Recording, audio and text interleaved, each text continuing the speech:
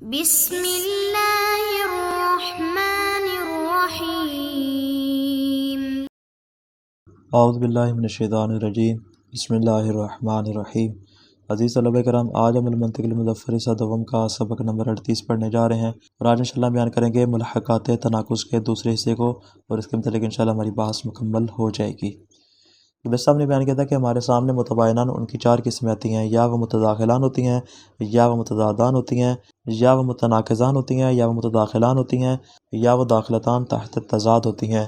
متناقضان کو ہم نے گزشتہ بیان کر دیا تھا، اور اس کے بعد ہم نے متداخلان کو بھی بیان کر دیا تھا کہ جہاں پر کیا ہو، دونوں فقط اور فقط کلیت اور جزیت کے اعتبار سے اختلاف رکھتے ہیں، یعنی کمیت میں اختلاف رکھتے ہیں، کیفیت میں ان کا اختلاف نہ ہو۔ اور اس کے بعد ہم نے بیان کیا تھا کہ متضادان کے جہاں پر کیا ہو، کیفیت کے اعتبار سے ان اختلاف پایا جاتا ہے، یعنی ایک موجبہ ہو تو دوسرا سالبہ ہو، البتہ دونوں جو ہے وہ کلیت میں ہو۔ یعنی کیا مطلب، یعنی فقط اور فقط کلیت کے اعتبار سے ان میں اتحاد ہوگا، البتہ جزیت کے اعتبار سے جزیت جو ہوگی اس کو انشاءاللہ چوتھی قسم میں بیان کریں گے۔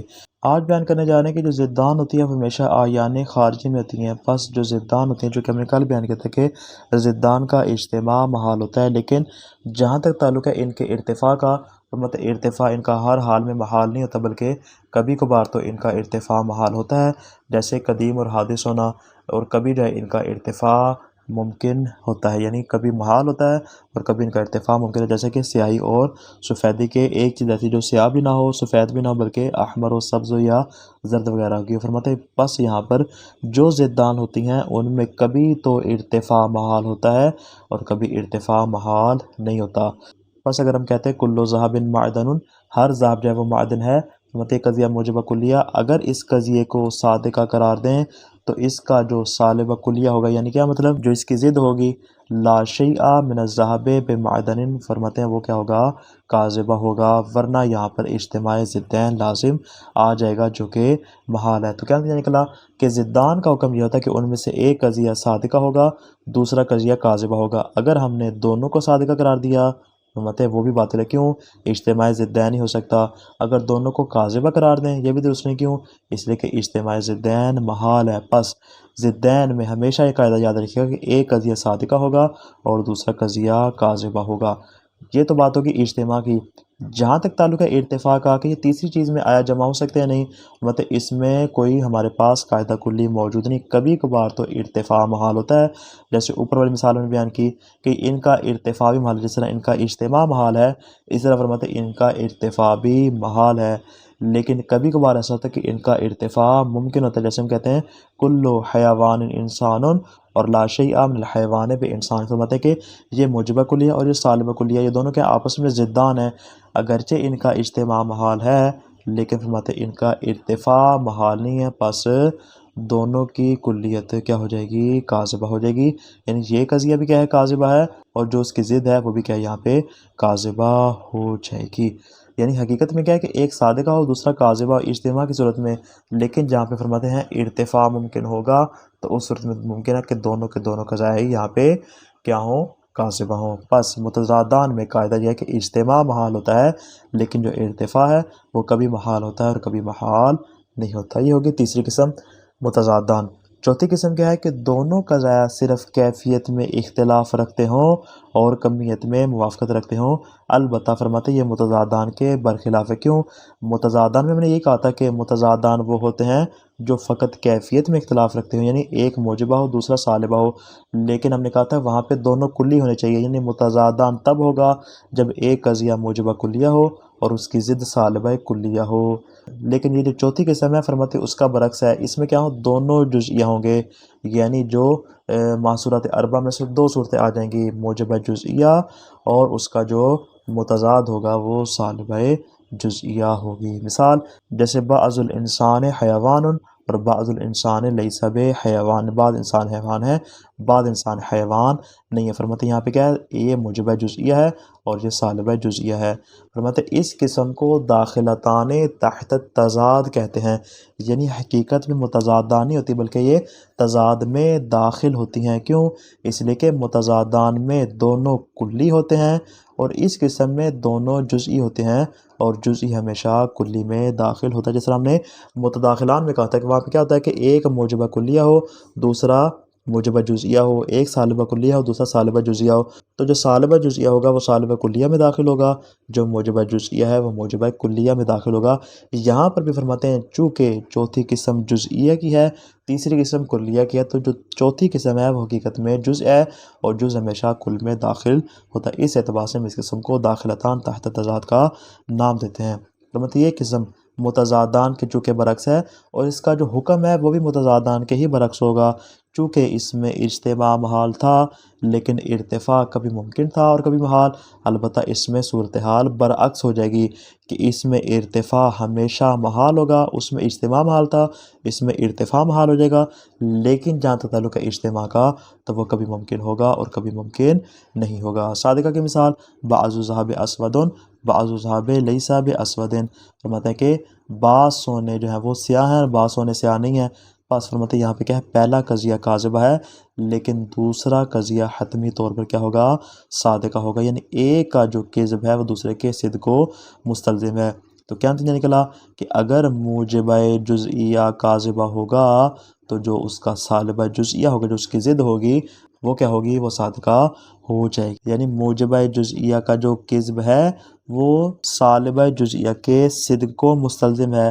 البتہ فرماتے ہیں کاذبہ میں صورتحال اور ہے کہ اگر ہم کہتے ہیں بعض المعدن ذہب اور بعض المعدن لیس بذہب، فرماتے ہیں اس مثال میں اگرچہ جو موجبہ جزئیہ ہے وہ صادقہ ہے، لیکن ضروری نہیں کہ موجبہ جزئیہ کے صادقہ ہونے سے سالبہ جزئیہ جو ہے وہ کاذبہ ہو۔ جیسے اوپر کہا تھا کہ موجبہ جزئیہ اگر کاذب ہے تو جو سالبہ جزئیہ ہے وہ کیا ہوگی، صادقہ ہوگی، یعنی ایک کاذب ہے دوسری صادقہ ہوگی۔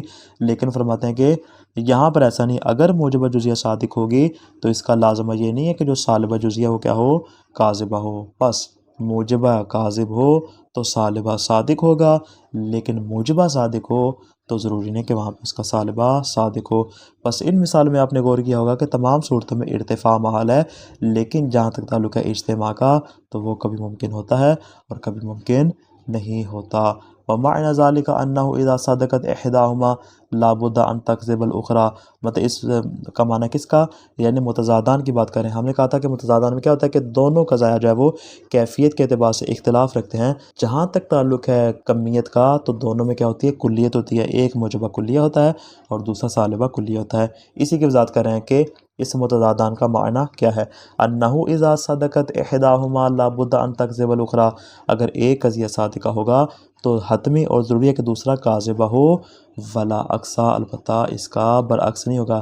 برعکس نہیں ہوگا کیا مطلب، اسی کی وضاحت کریں، اے لو کذبت احداہما لا یجب ان تصدق الاخری، اگر ان میں سے ایک کاذبہ ہو تو ضروری نہیں کہ دوسرا صادقہ ہو، یعنی وہاں پر فقط کیا ہے، فقط جو صدق ہے وہ کذب کو مستلزم ہے، لیکن جو کذب ہے وہ صدق کو مستلزم نہیں ہے۔ مثال اذا صدق کل ذہب معدن، اگر ہم کہتے ہیں کہ ہر سونا معدن ہے تو یجب ان یکذب لا شیء من الذهب معدن، اگر موجبہ کلیہ صادقہ ہے تو جو سالبہ کلیہ ہوگا وہ کاذب ہوگا، یعنی کوئی بھی سونا معدن شمار نہیں ہوتا، یہ سالبہ کلیہ کیا ہو جائے گا، کاذب ہو جائے گا۔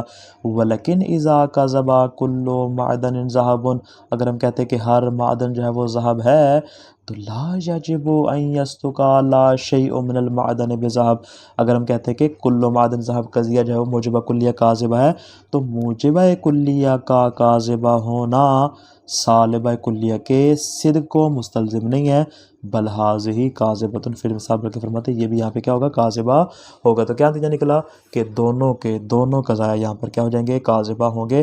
تو یعنی ایک کا کذب دوسرے کذب کو مستلزم نہیں ہے، لیکن ایک کا جو صدق ہے وہ دوسرے کے کذب کو بہرحال مستلزم ہے۔ یعنی یہاں پہ کیا ہوتا ہے، یعنی یہاں پہ جو اجتماع ہے وہ تو محال ہے، لیکن جہاں تک تعلق ہے ارتفاع کا تو وہ کبھی ممکن ہوتا ہے اور وہ کبھی ممکن نہیں ہوتا۔ تیسری قسم کے الداخلتان تحت تضاد وہما المختلفتان فی الکیف دون الکم، مطلب وہ دو قضایا جو کہ کیفیت کے اعتبار سے اختلاف رکھتے ہوں، البتہ ان میں کمیت کے اعتبار سے اختلاف نہ پایا جاتا ہو۔ وکانتا جزئیتین، اور دونوں کے دونوں کیا ہوں، جزئی ہوں۔ فرماتے وانما سمیتا داخلتین تحت تضاد، اس قسم کو ہم نے داخلتان تحت تضاد کا نام کیوں دیا، لانہما داخلتان تحت الکلیتین کل منہما تحت الکلیت المتفقۃ معہا فی الکیف من جہہ، فرماتے اس لیے کہ یہ دونوں قضایا جو ہوتے ہیں وہ کلیت میں ہی داخل ہوتے ہیں، دونوں جزئی ہوتے ہیں، اور جزئی ہمیشہ جو ہے وہ کلیت میں داخل ہوتا ہے۔ البتہ فرماتے ہیں کہ یہ دونوں اس کلی کے تحت داخل ہوتے ہیں کہ جو کیفیت کے اعتبار سے اس کے ساتھ اتفاق رکھتی ہے، یعنی جو موجبہ جزئیہ ہوگا وہ موجبہ کلیہ میں داخل ہوگا، اور جو سالبہ جزئیہ ہوگا وہ سالبہ کلیہ میں داخل ہوگا۔ وَلِأَنَّهُمَا دوسری علت کیا ہے؟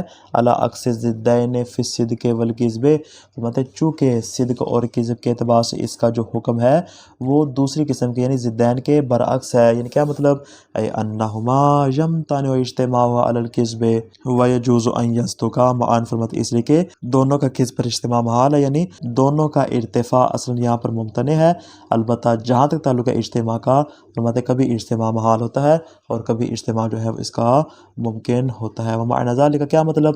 انہ اذا کذبت احداہما لا بد ان تصدق الاخری، اگر ایک کاذبہ ہو تو دوسرا کیا ہوگا؟ صادقہ ہوگا۔ متضادن میں ہم نے کیا کہا تھا کہ اگر ایک قضیہ صادقہ ہو تو دوسرا کاذبہ ہوگا، لیکن اگر ایک کاذبہ ہو تو ضروری نہیں کہ دوسرا صادقہ ہو، البتہ فرماتے اس میں صورتحال برعکس ہوگی، اگر ایک کاذبہ ہو تو ضروری ہے کہ دوسرا قضیہ صادقہ ہو، ولا عکسہ، لیکن برعکس نہیں ہوگی۔ کیا مطلب؟ یعنی اگر ایک قضیہ صادقہ ہوگا، لو صادقت احداہما لا یجب ان تکذب الاخری، تو واجب اور ضروری نہیں کہ دوسرا قضیہ کاذبہ ہو۔ مثال جیسے ہم کہتے ہیں اذا کذب بعض الذهب اسود، کہتے ہیں بعض سونا اسود شمار ہوتا ہے، اگر ایک قضیہ کاذبہ ہے فإنه يجب ان يصدق بعض الذهب ليس باسود، فرماتے ہیں کہ جو اس کا متضاد ہوگا، یعنی بعض سونے ذهب شمار نہیں ہوتے، یہ کیا ہوگا؟ صادقہ ہوگا، یعنی ایک کا کذب دوسرے کے صدق کو مستلزم ہے۔ ولیکن اذا صادق بعض المعدن ذهب، اگر ہم کہتے ہیں بعض معدن جو ہے وہ ذهب ہیں، اگر یہ قضیہ صادقہ ہو، لا یجب ان یکذب بعض المعدن لیس بذهب، فرماتے ہیں جو اس کا نقیض ہے اس کا کاذبہ ہونا واجب نہیں ہے، بل ہی صادقہ فی المثال، فرماتے ہیں وہ بھی یہاں پہ صادقہ ہوگا۔ پس جو ایک کا صدق ہے وہ دوسرے کے صدق کو مستلزم نہیں ہے، بلکہ ایک کا جو کذب ہے وہ دوسرے کے کذب کو مستلزم ہے۔ وجہ اس لیے کہ یہاں پہ ارتفاع محال ہوتا ہے اجتماع کے حوالے سے، فرماتے ہیں یہاں پہ آپشن موجود ہوتا ہے، ممکن ہے محال ہو، ممکن ہے محال نہ ہو۔ وقد جرت عادت المنطقیین من القدیم ان یضعوا لتناسب المحصورات جمیعا لاجل توضیحها لوحا علی النحو الآتی، مطلب منطقیوں کے زمانہ قدیم سے عادت رہی ہے کہ وہ محصورات کو آپس میں مناسبت کے طور پہ بیان کرنے کے لیے وہ ایک لوح اور ایک نقشہ آپ کے سامنے بیان کرتے ہیں، جس سے آپ کو معلوم ہوتا ہے کہ ان کے درمیان کون سی نسبت پائی جاتی ہے۔ ذرا اس پہ غور کیجیے گا۔ متناقضان کو سب سے پہلے دیکھ لیں۔ متناقضان میں کیا ہوتا ہے کہ وہاں پہ کلو باہا یعنی جو موجبہ کلیہ ہوتا ہے اس کا جو نقیض ہوتا ہے وہ کیا ہوتا ہے؟ سین باہا یعنی جو سالبہ جزئیہ ہوتا ہے وہ اس کا نقیض ہوتا ہے۔ ادھر سے آ جائیں، اگر ہم کہتے ہیں عین باہا، اگر ہم کہتے ہیں موجبہ جزئیہ، تو جو اس کا متناقض ہوگا وہ کیا ہوگا؟ وہ سالبہ کلیہ ہوگا، یعنی سالبہ کلیہ کا نقیض کیا ہوگا؟ موجبہ جزئیہ ہوگا، موجبہ کلیہ کا نقیض کیا ہوگا؟ سالبہ جزئیہ ہوگا۔ اگر ہم یہ تو بات ہوگی متناقضان کی، اگر ہم بات کریں متضادان کے، متضادان میں کیا ہوتا ہے؟ ان میں سے ایک موجبہ کلیہ ہوتا ہے اور دوسرا جو ہے وہ سالبہ کلیہ ہوتا ہے، یعنی دونوں جو ہے وہ کلیت کے اعتبار سے کیا ہوتے ہیں؟ متحد ہوتے ہیں، البتہ دونوں کیفیت کے اعتبار سے، یعنی ایک موجبہ ہوتا ہے اور دوسرا سالبہ ہوتا ہے متضادان۔ اور داخلتان تحت تضاد میں کیا ہوتا ہے کہ ایک موجبہ جزئیہ ہوتا ہے اور دوسرا سالبہ جزئیہ ہوتا ہے۔ تو کیا ہوا؟ یعنی جہاں دونوں کیفیت کے اعتبار سے مختلف ہے، ایک موجبہ ہے دوسرا سالبہ ہے، لیکن دونوں کے دونوں جزئی ہوتے ہیں، جس کو ہم نے کہا تھا کہ یہ متضادان کے داخل داخل ہیں۔ جہاں تعلق ہے متداخلان کا، متداخلان میں کیا کہا تھا کہ ان میں ایک موجبہ کلیہ ہوتا ہے اور دوسرا جو ہے وہ موجبہ جزئیہ ہوتا ہے، تو جو موجبہ جزئیہ ہوتا ہے وہ موجبہ کلیہ میں ہی داخل ہوتا ہے۔ اسی طرح ہم نے کہا تھا کہ ان میں سے ایک سالبہ کلیہ ہوتا ہے اور دوسرا جو ہے وہ سالبہ جزئیہ ہوتا ہے، جو سالبہ جزئیہ ہوتا ہے وہ حقیقت میں سالبہ کلیہ میں ہی داخل ہوتا ہے۔ اس اعتبار سے متناقضان کو دیکھیں تو اس میں محصورات اربعہ آ جائیں گی، چاروں کے چاروں۔ آپ غور کریے خلاصہ ساری بات کا کہ متناقضان میں محصورات اربعہ چاروں کی چاروں ہی شامل ہوگی، متضادان میں فقط دو صورتیں شامل ہوں گی، داخلتان تحت تضاد میں بھی دو صورتیں شامل ہوں گی، اور اگر متداخلتان ہے تو اس میں بھی یہ چاروں کی چاروں قسمیں آ جائیں گی۔ اس اعتبار سے فرماتے ہیں کہ ان کے مابین نسبت پائی جاتی ہے۔ تو خلاصہ کیا آج کے درس کا؟ متضادان سے مراد وہ دو قضایا جو کیفیت کے لحاظ سے اختلاف رکھتے ہیں، البتہ ان میں کمیت کے لحاظ سے جو ہے وہ کلیت میں دونوں ایک دوسرے کے موافق ہوتے ہیں۔ متضادان ہمیشہ اعیان خارجی میں ہوتے ہیں۔ ضدان کا اجتماع محال ہوتا ہے، لیکن ان کا ارتفاع کبھی ممکن ہوتا ہے اور کبھی محال ہوتا ہے۔ داخلتان تحت تضاد سے مراد وہ قضایا جو کیفیت کے لحاظ سے اختلاف رکھتے ہوں، البتہ ان میں کمیت جو ہے وہ جز کے لحاظ سے موافق ہو۔ داخلتاً تحت تضاد میں ارتفاع محال ہوتا ہے، لیکن اجتماع کبھی ممکن ہوتا ہے اور کبھی محال ہوتا ہے۔ اس کو داخلتاً اس لیے کہتے ہیں کیونکہ اس میں جزئیت ہوتی ہے جو کہ خود کلیت میں داخل ہوتی ہے۔ والسلام علیکم ورحمۃ اللہ وبرکاتہ۔